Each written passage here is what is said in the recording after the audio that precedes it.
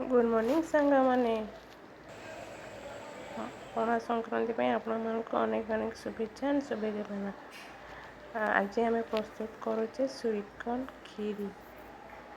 Sweetcorn Kheri प्रस्तुत करने एसबू जिनस आवश्यकता रही। आप भिडियोटी कंटिन्यू करंतु। प्रथम स्वीटकॉर्न को भलसे धोईदेवे। धोई सारा पर 5 मिनट खंडे सिझेदेवे। 5 मिनट टी सिझीगला ठंडा 5 मिनट खंडे सिझेदेवे। सिझीगला ठंडा ठंडा है ग्राइंडिंग टी करदेवे।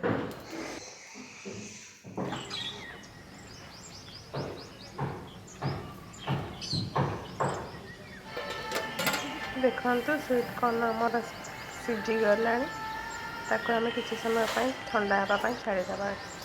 ठंडा होगला गोटे मिक्सचर जाइए काढ़ी टे पूरा फाइन पेस्ट जस्ट खदा खदा थी ये पेस्ट करदे।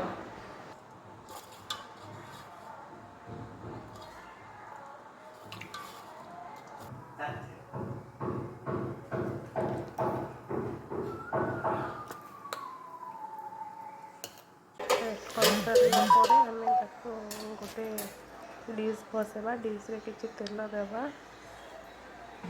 किसी तेल देला तेल टे गरम हो गला आम से रखि ड्राई फ्रूट्स को टे रेड है फ्राए करवा। देखते ड्राई फ्रूट्स सब आम पकईदेचु। पकईला ड्राई फ्रूट्स टे रेड हो फ्राए हो सारी।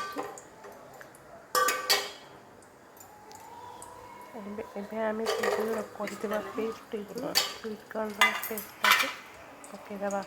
किसी समय पर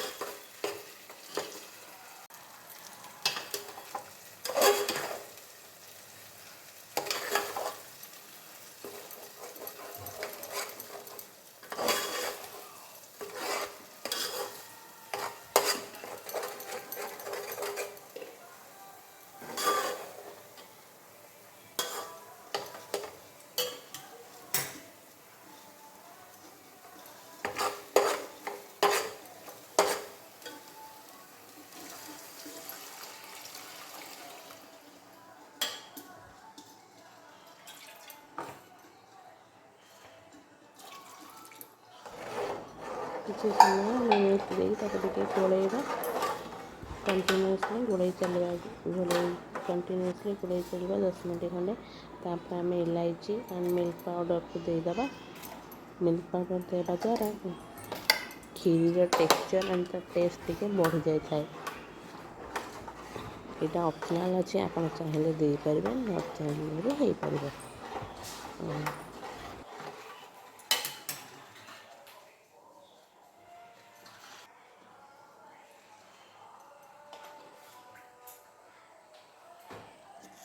चीनी पकड़ कौन ଟିକେ ପାଣି ଟିକେ ଚିନ୍ତା ପକେଇ ପାଣିଟା ବହୁତ ହେଇଯିବ।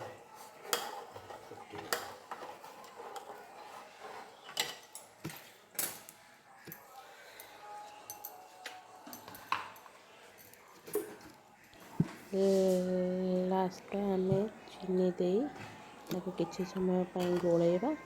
गोले गैस का स्विच को ऑफ करदेवा। सांग मैंने यहाँ निश्चय घरे थोड़ा ट्राए करूँ।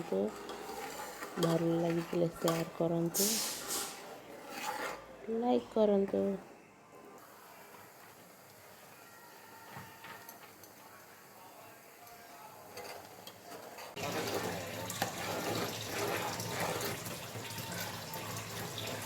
ପୋଡ଼ା ଚାଉଳ